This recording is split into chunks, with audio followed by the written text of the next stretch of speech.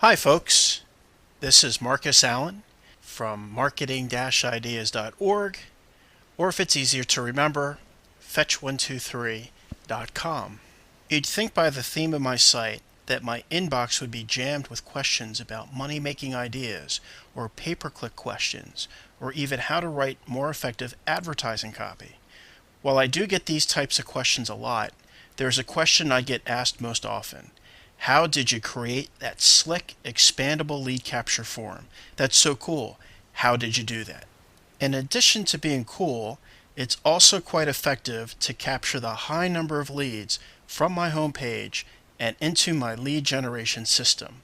By the end of this short video tutorial, I'm going to show you how to take the software I use to pull this off and get a much higher conversion of visitors to subscribers to my various newsletters. At first glance, the form looks plain and simple. Just provide me with your email address, click the submit button, and you're subscribed, right? But it's actually more sophisticated than that.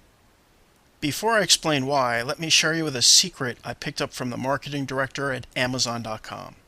He said asking questions within your lead generation form is a response killer.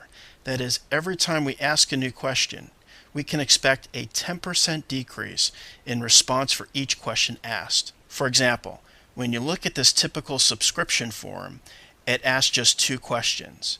And according to the marketing director of Amazon.com, this site can expect a 10% reduction in response. This lead generation form asks 3 questions: first name, last name, and email address. Simply asking these 2 additional questions probably loses Art Sobczak 20% of his potential opt-in leads. That's 2 extra questions at a 10% loss for each. By the way, Art's a sharp internet marketer in addition to being a top telephone sales expert. See how he's positioned his lead capturing form here at the top left-hand corner of his homepage? I'm guessing he's doing well using this position of his entry web page, because when you look at the latest eye tracking heat map studies, they reveal how most leads start viewing our web pages from the top left-hand side. Logically, this makes sense. People are attracted to fast and easy lead generation forms to fill out. And when you ask too many questions, some of your prospects are going to flee your site and look elsewhere for solutions to their problems. Now, I'm a split test junkie, and I've tested how my subscribers react when I ask too many questions. Much like Amazon.com's results, asking too many questions slashes my opt-in percentages. At the same time, there are many cases when getting extra information from your prospects is necessary. For example, if you have to report back to a committee, I'm sure you can relate to how they want to ask your prospects every question under the sun, just like this, and this, and even this. Some corporate committees force their web designers to ask a bunch of questions to generate better quality lead flow into their pipeline. What can I say? They're just killing their conversions with this sort of thinking. Oh well, their loss.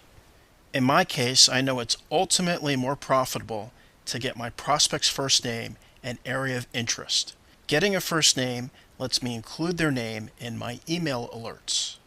When you periodically use this strategy, you often see a sizable boost in response. But be careful though. Adding the first name to every single email tends to actually lower response over time. And asking my prospects what interests them the most allow me to segment my list into smaller yet more targeted sublists. So for example, if I stumble upon a new emergency cash generation tip, for example, I can quickly and easily shoot off a quick alert within my membership software to those who ticked off emergency cash ideas.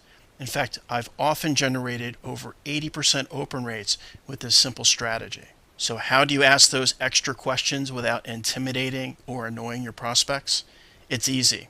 I simply ask my questions in an expandable form. Watch this. Take a look at my home page.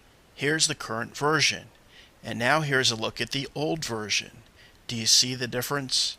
I'll go back and forth for you. Do you see how the current version seems faster and easier to fill out than the old version, which seemingly asks lots more questions? But as you see, both forms ask the same exact questions. The only difference is this form expands after the prospect starts to fill out each question. Watch closely. I'm going to start typing an email address, and after the 6th letter is typed, the next question appears. Watch again. I'll zoom in to show you exactly what's happening. The same happens with my areas of interest section. My checklist shows up just after my prospect types the beginning of their first name. See how the checklist covertly slides into the lead generation form? Let me show it to you again, only I'll do it slower. Watch this. Once your prospect types the 3rd letter of their first name, bam, the area of interest section slides in. At the beginning of this video tutorial, I promised to show you where to get this nifty script to help you boost your opt-in conversion rates. Here's where to get it. Almost instantly, you're redirected to my good friend's web software co-op called CGI Connection. His name is John Saya, and that's a name you should commit to memory when you're looking to put your internet marketing efforts on autopilot. That's his specialty. Installing this nifty expandable form on your website is a cinch. Just click the Download Submit button, click any of the 2 download options, click the Register for Free link, and submit your email address and first name to get started.